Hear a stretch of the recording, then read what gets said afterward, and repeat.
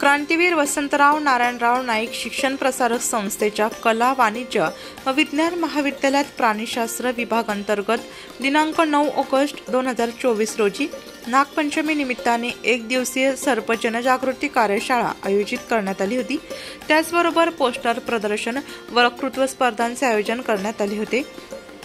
कार्यशाळेचे उद्घाटन महाविद्यालयाचे प्राचार्य डॉक्टर संजय सानप यांच्या हस्ते झाले। कार्यशाळेसाठी प्रमुख व्याख्याते म्हणून वन्यजीव बचाव पथकातील मानद वन्यजीव अधीक्षक वैभव भोगले हे उपस्थित होते। या प्रसंगी भोगले यांनी विद्यार्थ्यांना महाराष्ट्रातील सापांच्या जाती, साप चावल्यानंतरचे प्रथमोपचार, सापांविषयी असलेल्या अंधश्रद्धा व वन्यजीव क्षेत्रातील करिअर आदी विषयांवर मार्गदर्शन केले।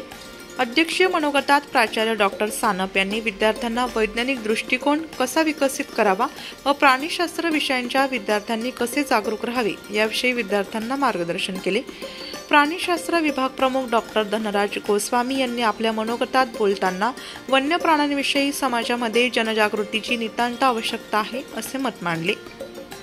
कार्यशाळेच्या समारोप प्रसंगी पोस्टर प्रदर्शन स्पर्धेतील विजयी विद्यार्थ्यांचा गुणगौरव करण्यात। या कार्यशाळेसाठी उपप्राचार्य डॉक्टर दिलीप कुटे, डॉक्टर पौर्णिमा बोडके, वाणिज्य विभाग प्रमुख डॉक्टर धीरज झालटे, रसायनशास्त्र विभाग प्रमुख डॉक्टर नवकुंडकर, वनस्पतीशास्त्र विभाग प्रमुख doctor HP Shinde, doctor Sachin Shinde आदींसह प्राध्यापक उपस्थित होते।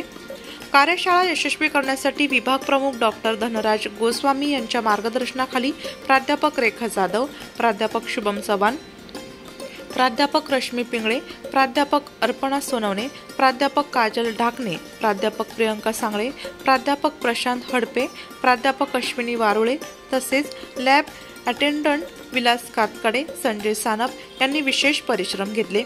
कार्यक्रमाचे सूत्रसंचालन प्राध्यापक रश्मी पिंगळे यांनी तर आभार प्रदर्शन प्राध्यापक अश्विनी वारुळे यांनी केले। कार्यशाळेसाठी मोठ्या संख्येने विद्यार्थी, शिक्षक व शिक्षकेतर कर्मचारी उपस्थित होते। दृष्टिकोन विद्यार्थ्यांमध्ये निर्माण करण्याचाच एक प्रकार आहे।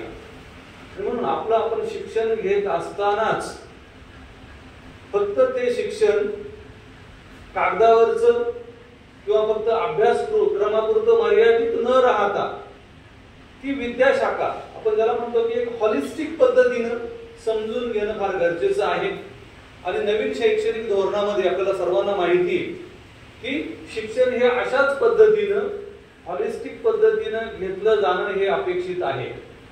आणि आपण जे विद्यार्थ्यांनी प्राणीशास्त्र या विषयासाठी प्रवेश घेतलेला आहे त्या विद्यार्थ्यांना आपण नाशिक लोकशाही न्यूज ब्युरो रिपोर्ट, नाशिक।